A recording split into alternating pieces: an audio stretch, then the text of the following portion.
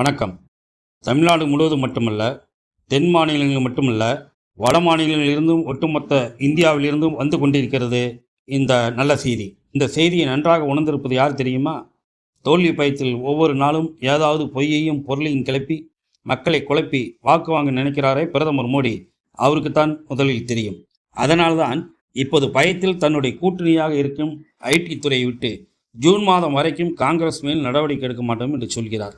அதே போல் இடியை விட்டு ஆம் ஆத்மி கட்சி எம்பி சஞ்சய் சிங்குக்கு பெயில் கொடுக்க சம்மதிக்கிறார். இடி, ஐடி, சிபிஐ இதெல்லாம் போதாது என்று நாட்டு மக்களை குழப்ப இப்போது தகவல் ஆணையத்தையும் கூட்டணியில் சேர்த்திருக்கிறார். இனிமேல் மோடி சொன்னால் மக்கள் நம்ப மாட்டார்கள் என்று அவருக்கே தெரிந்து விட்டதால் ஆர்டிஐ பேரில் பொருளைகளை கிளப்பி மஸ்தான் வித்தை காண்பிக்கிறார்.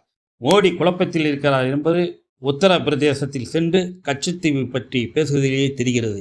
சமீபத்தில் வேட்டி சட்டையெல்லாம் போட்டு தமிழ் தொலைக்காட்சிக்கு பிரதமர் மோடி பேட்டி என்ற பெயரில் ஷூட்டிங் செய்திருந்தார். இந்த தொலைக்காட்சியிலாவது உண்மையை பேசினாரா? இல்லை. 10 ஆண்டு கால பாஜக ஆட்சியில் தமிழ்நாட்டுக்கு செய்த சிறப்பு திட்டம் என்ன சொல்லுங்கள் என்று தொடர்ந்து நாம் கேட்கிறோம்.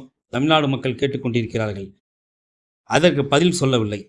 அந்த பேட்டியை முழுவதுமாக பார்த்தவர்கள் இது நியூஸ் டைமா இல்லை காமெடி டைமா என்று கொஞ்சம் கன்ஃபியூஸ் ஆகிவிட்டார்கள்.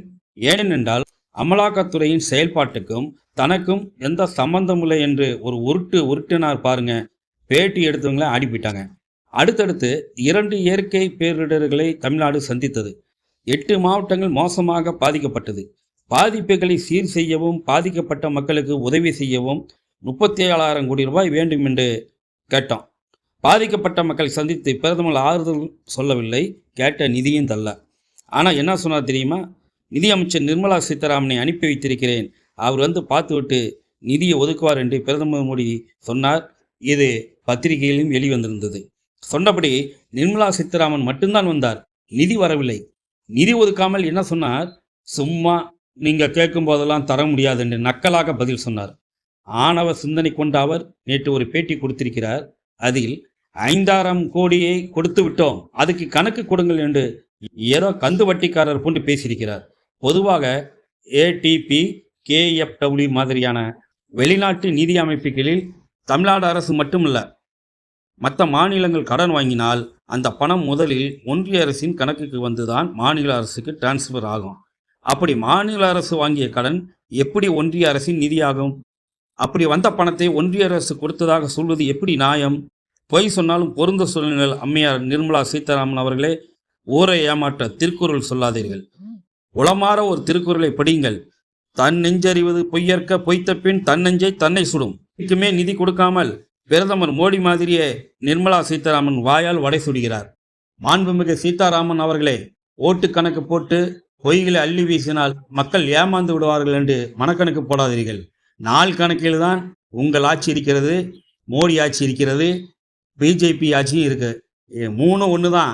ஆணவத்தில் தப்பு கணக்கு போடாதீர்கள். நாம் மறுபடியும் தெளிவாக சொல்கிறோம். தமிழ்நாடு கேட்கும் நிதி NTRF என்ற தேசிய பேரிடர் நிதியிலிருந்து 37,000 கோடி ரூபாய் தாருங்கள் என்றுதான் தமிழ்நாடு கேட்கிறது. அதில் செலவு செய்யாமல் 58,000 கோடி ரூபாயை வைத்திருக்கீங்க. அந்த நிதியை பாதிக்கப்பட்ட மக்களுக்கு கொடுங்கள் என்று தான் கேட்குறோம். நிர்மலா சீதாராமன் கொடுத்ததாக சொல்வது பேரிடர் ஏற்பட்டாலும் ஏற்படவில்லை என்றாலும் நமக்கு கண்டிப்பாக தர வேண்டிய STRF என்ற மாநில பேரிடர் நிதி மட்டும்தான். கரகாட்டக்காரன் படத்தில் வருமே வாழைப்பழ காமெடி, அதுபோன்று அதுதான் இது, இதான் அது என்று சொல்லி கொண்டிருக்கிறார்கள். தமிழ்நாட்டை பார்த்தால் நிர்மலா சீதாராமனுக்கு நக்கலாக இருக்குது. பாதிக்கப்பட்ட தமிழ்நாட்டுக்கு கொடுக்க உங்களிடம் பணம் இருக்கிறது, ஆனால் மனம்தான் இல்லை. அதுவும் எங்கள் வரி பணம், வெறும் 29 பைசா தான் கொடுக்குறீங்க. இதெல்லாம் தமிழ்நாட்டு மக்கள் மட்டும் இல்லை, இந்திய மக்களும் பார்த்துக்கிட்டு இருக்காங்க.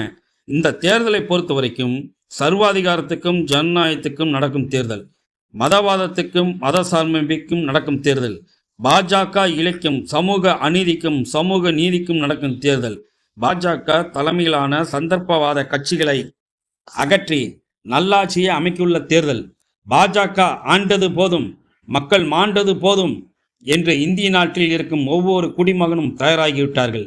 இது நல்ல செய்தி.